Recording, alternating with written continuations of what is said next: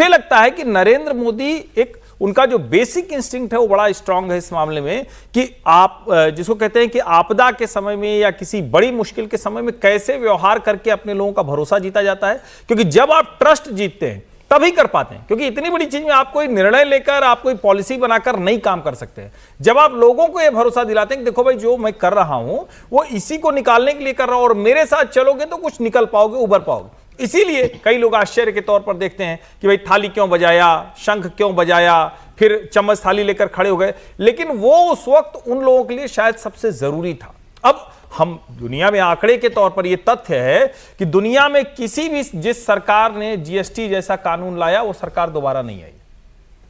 जो जीएसटी जैसा कानून है दोबारा नहीं है। दुनिया में जिसने डिमोनेटाइजेशन किया वो सरकार दोबारा नहीं आई।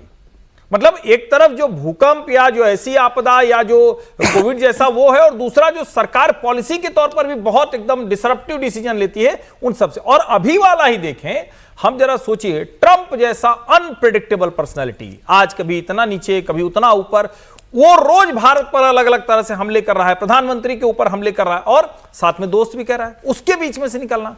स्ट्रेट ऑफ हॉर्मुज में जिस तरह की घटनाएं हुई वो सोचिए। इजराइल हमारा इतना दोस्त हर वक्त की हमारी दे रहा और ईरान के साथ वो संबंध बनाने हो, ऊपर से भारत की जो डोमेस्टिक पॉलिटिक्स है उसमें मुस्लिम वोट बैंक, इन सब को लेकर चलना। तो क्राइसिस सिर्फ एक तरह की नहीं, हर तरह की क्राइसिस को निपटने में नरेंद्र मोदी जो काम करते हैं वो सचमुच कमाल है। तो आज जो कह रहे हैं वो भी जरा सोचिए। इस पे एक लाइन बोल दूं, ये जो पचपदरा वाली रिफाइनरी है इसमें आग लग गई थी, उस वक्त 9 दुनिया में रिफाइनरीज में कुछ न कुछ घटना हुई थी जी। और उस वक्त जो इंटरनेशनल एक्सपर्ट हैं वो कॉन्स्पिरेसी थ्योरी जोड़ रहे थे, लेकिन अब ये बन गया। अब अशोक गहलोत जी ने डाला है कि राजस्थान के मुख्यमंत्री भजनलाल शर्मा को नहीं पता कि इसका तो शिलान्यास सोनिया जी ने किया था 2013 में। ठीक बात है, फोटो है। 18 में मोदी जी ने इसका शिलान्यास किया। क्यों करना पड़ा भाई?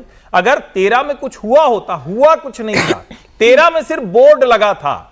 तो ऐसे तो मॉडर्न इंडिया का बोर्ड नेहरू जी ने 1947 में ही लगा दिया था। चलो 1947 ना मानो 52 मान लो, तो क्या मान लेंगे मॉडर्न इंडिया बन गया? नहीं बना ना। 18 में इसका शिलान्यास होना और 26 में रिफाइनरी चल जाना ये सामान्य घटनाक्रम नहीं है। इसीलिए वो कंपैरिजन पैरेलल खींच रहे हैं कि दुनिया के मुकाबले हम रिफाइनिंग कैपेसिटी में कहां खड़े हैं।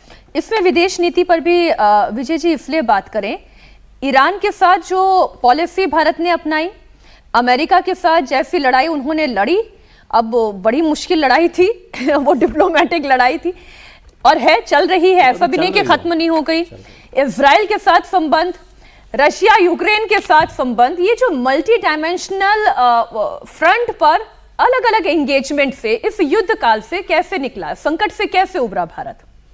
ये बहुत महत्वपूर्ण है। विदेश नीति को लेकर भारत में एक तो लंबे समय से चर्चा चल रही थी कि क्या हम लोग नॉन अलाइन से मल्टी अलाइन पर आएंगे तो उसकी क्या रिपरकशंस होंगे, क्या नहीं होंगे। मोदी सरकार के आने के बाद हमने एक बड़ा ये चेंज किया है, शिफ्ट किया है, पैराडाइम शिफ्ट भी कह सकते हैं इसको, कि हम मल्टी अलाइन पॉलिसी पर आए और दुनिया के आज जितने बड़े ग्रुप्स हैं उसमें भारत शामिल है।